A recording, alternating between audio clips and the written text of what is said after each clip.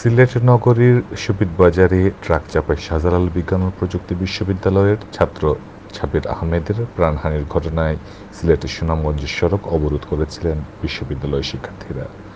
বুধবার রাত 11:30টার দিকে শাবির শিক্ষার্থীরা ভার্সিটি গেটের সামনে সড়ক অবরোধ করে প্রতিবাদ ও বিক্ষোভ শুরু করেন। তবে পুলিশ কর্মকর্তা এবং শাবিপ্রবির ছাত্র উপদেশ ও নির্দেশনা পরিচালক অধ্যাপক জহির উদ্দিন আহমেদের আশ্বাসের ভিত্তিতে বুধবার দিবাগত রাত 12:30টার দিকে শিক্ষার্থীরা অবরোধ তুলে নেন। এর আগে বুধবার রাত 11:30টার দিকে শাবির শিক্ষার্থীরা টায়ারে আগুন ধরিয়ে সিলেট সুনামগঞ্জ সড়ক অবরোধ করেন।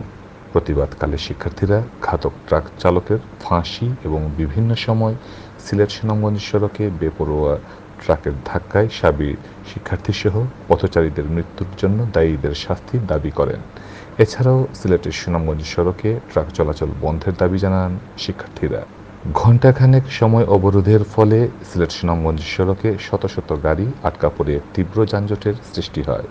খবর পেয়ে শাবির গেটে উপস্থিত হন সিলেট মহানগর পুলিশের এসএমপি ভিসি উত্তর আজবাহার আলী শেখ ও শাবিপ্রবির ছাত্র উপদেশ ও নির্দেশনা পরিচালক অধ্যাপক জহির উদ্দিন আহমদ।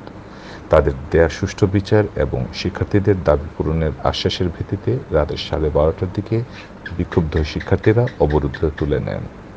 আমরা ঘাতক ট্রাক ড্রাইভার সবকিছু আমরা আটক করে আমাদের হেফাজতে নিয়েছি এবং এই বিষয়ে আমরা আইনগত ব্যবস্থা যথাযথভাবে নেওয়া হবে এবং এর আগেও আপনারা যেগুলো দেখেছেন আমরা প্রত্যেককে আমরা বিচারের আওতায় এনেছি এবং এই ঘাতক ড্রাইভার এবং ট্রাকের পরিপূর্ণভাবে আমরা বিচারের আওতায় নিয়ে আসবো।